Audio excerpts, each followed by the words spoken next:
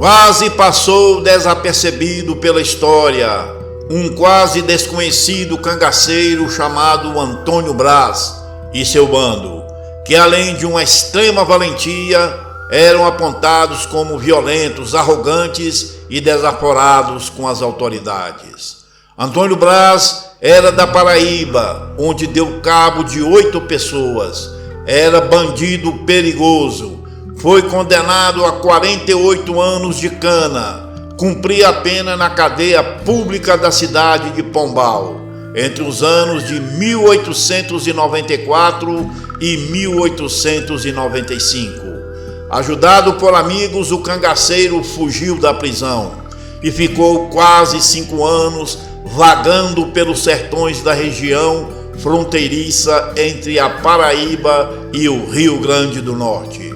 O cangaceiro era o terror dos fazendeiros de Pombal, Catolé do Rocha e Brejo da Cruz, na Paraíba e no Rio Grande do Norte, Serra Negra do Norte e Caicó, mais especificamente a Vila de Jardim de Piranhas, eram seus pontos de atuação. Um dia Antônio Braz amanheceu com gosto de cabo de guarda-chuva na boca. Estava nervoso. Todos os seus roubos não rendiam dinheiro. Se arriscavam para ganhar miséria. Então Antônio Braz resolveu atacar uma grande fazenda para pegarem muito dinheiro, joias e ouro e crescer o seu bando. Então contratou mais de 5 jagunços e atacaram a fazenda do Coronel Epitácio, da fazenda Lagoa Nova, na Paraíba, sem investigações prévias e sem plano traçado. Chegou na grande fazenda e foi cercando. Mal sabia que a fazenda era uma fortaleza disfarçada.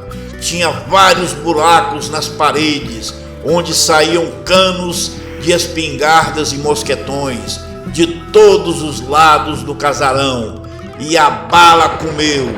O bando foi quase dizimado.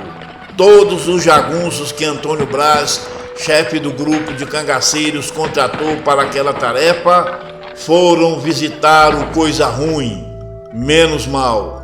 Antônio Braz praticou inúmeros assassinatos, roubos, espancamentos e até pegaram mulheres na marra. Andava sempre com um pequeno número de cabras, no máximo de 12 integrantes, entre eles o seu irmão Francisco. Até a polícia disputava vítimas com os cangaceiros. Incrível acreditar nisso. Polícias do estado se portavam igualmente como os bandidos. Isso chegaria até os tempos de Lampião. Em 29 de junho de 1889, as páginas do jornal O Povo divulgaram que um grupo de policiais paraibanos, vindos de Catolé do Rocha, invadiu o território potiguar em caça de Antônio Braz e seu grupo. Na primeira ocasião, os policiais haviam praticado uma série de violências, arbitrariedades, roubos e até assassinatos. Na segunda ocasião, na pequena área urbana de Jardim de Piranhas, que nessa época abrigava uma população de 300 pessoas, mais ou menos, houve um tiroteio entre os policiais do estado vizinho e os cangaceiros, sendo os policiais obrigados a recuarem devido à reação do bando de cangaceiros. Mas antes de ir embora, os policiais tomaram dinheiro e comida e objetos de valores, tudo sob ameaça, com a espingarda na cara. Esses eram os defensores da lei. Impressionante a baderna do Estado brasileiro do século XIX. Um mês depois, Braz selou acordo com o coronel Florencio da Fonseca Cavalcante, chefe da Vila de Jardins de Piranhas. O acordo seria o apoio e proteção necessária para atuar na sua região. Mas essa proteção tinha preço. Braz seria pau-mandado para fazer o serviço sujo. O coronel Florencio exercia nessa época o cargo de juiz municipal de Caicó. Essa ligação entre homens de poder e cangaceiros sempre resultavam em banhos de sangue, e em Jardim de Piranhas não foi diferente. Ainda no ano de 1889, a mando do coronel Florencio, o cangaceiro Antônio Braz tentou dar cabo do sertanejo Manuel de Souza Franco, na comunidade de Timbaubinha, que fica a 3 quilômetros ao norte da vila. O agricultor Manuel de Souza, em questão, tinha problemas mal resolvidos de posse de terras com o coronel Florencio, e por isso o cangaceiro Antônio Braz recebeu ordens de dar cabo do sertanejo por ordem do coronel. Pouco tempo depois do tiroteio com a polícia da Paraíba, o cangaceiro Antônio Braz tentou dar cabo de Manuel Franco, cercando sua casa e ateando fogo. Houve reação do agricultor que, ajudado por outros parentes armados, afugentaram os cangaceiros. Como o sertanejo Manuel de Souza morava em sua propriedade, cercado de familiares, sentia certa segurança. Mesmo assim, passou a ter muito cuidado em suas saídas. O cangaceiro Antônio Braz e seu grupo sempre espreitavam perto da propriedade, buscando uma ocasião, um vacilo da vítima para o eliminar. No dia 13 de novembro, quando Manuel Franco voltava do roçado, em pleno meio-dia, entrando pela parte traseira de sua casa, foi alvejado com 2 balaços e tombou sem vida. O cangaceiro Antônio Braz aproveitou um momento de descuido do agricultor e de sua família para fazer o serviço sujo de pistolagem. Após dar cabo de Manuel Franco, o assassino ordenou a todos que o corpo deveria ficar estendido 3 dias no pátio em frente à casa, sem ser enterrado, para dar o exemplo. Agora era Florencio quem mandava na região.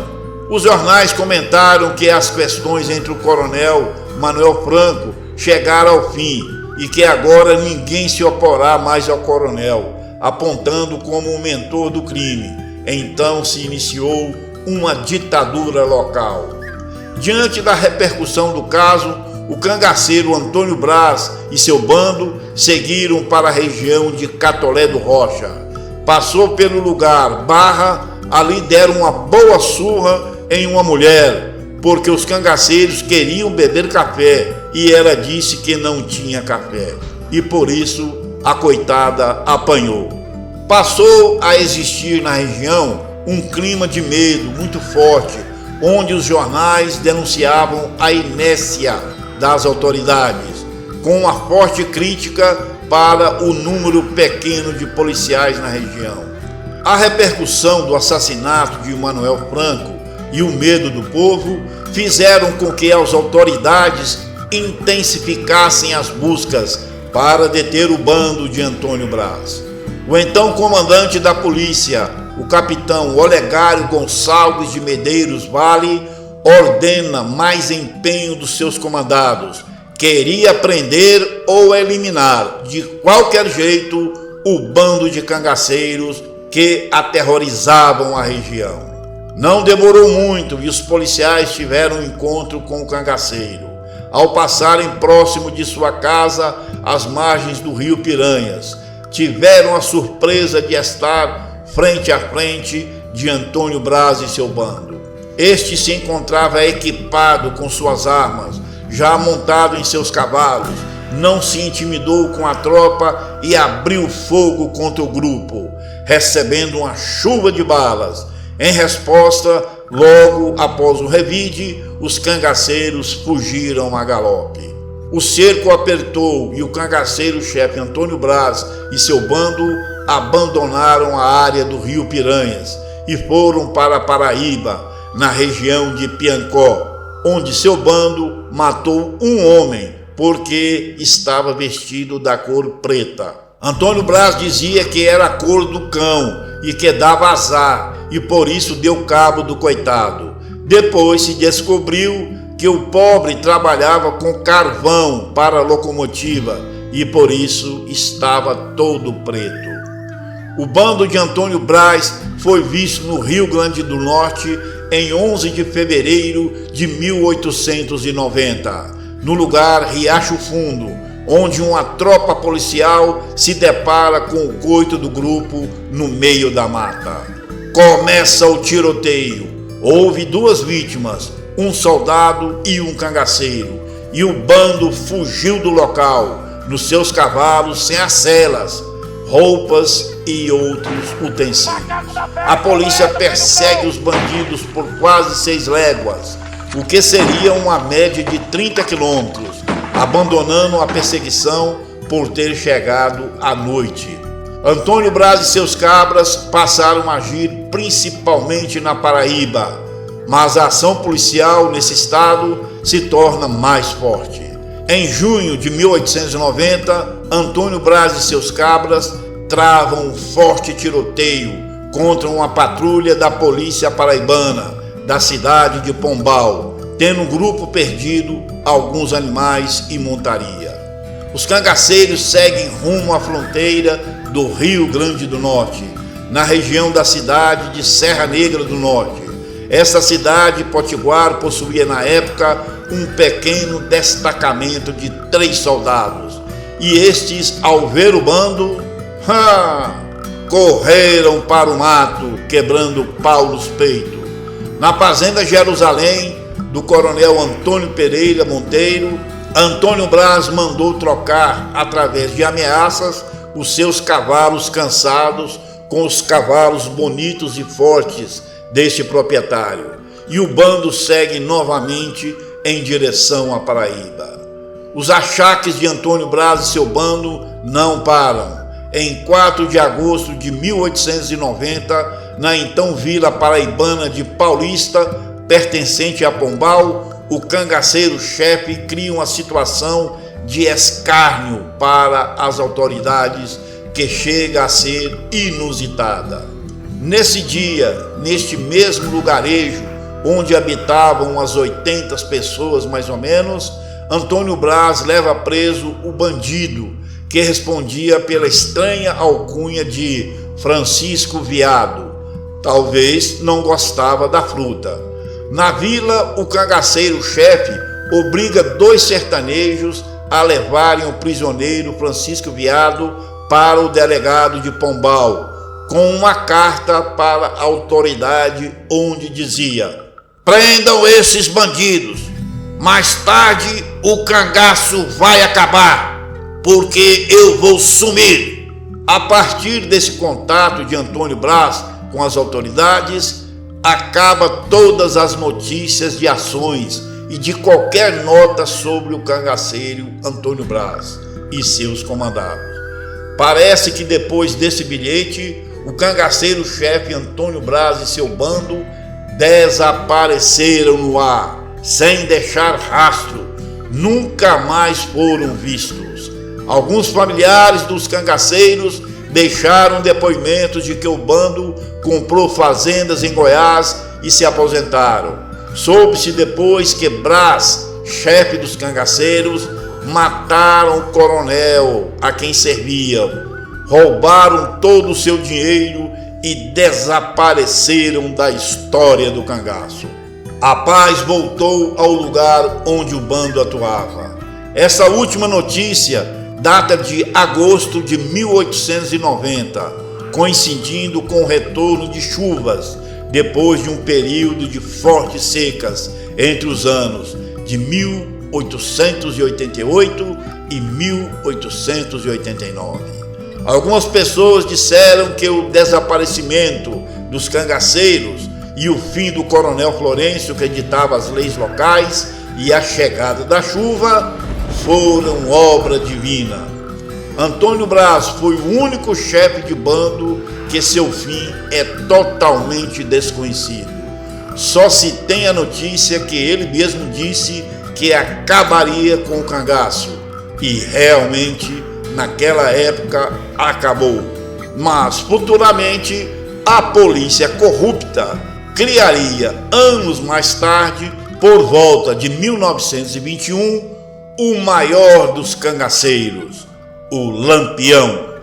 Se você gostou da história, deixe o seu joinha, compartilhe esse vídeo com seus amigos, se inscreva no canal. Grande abraço a todos. Por quê? Que risada feia, homem! Porque eu fui!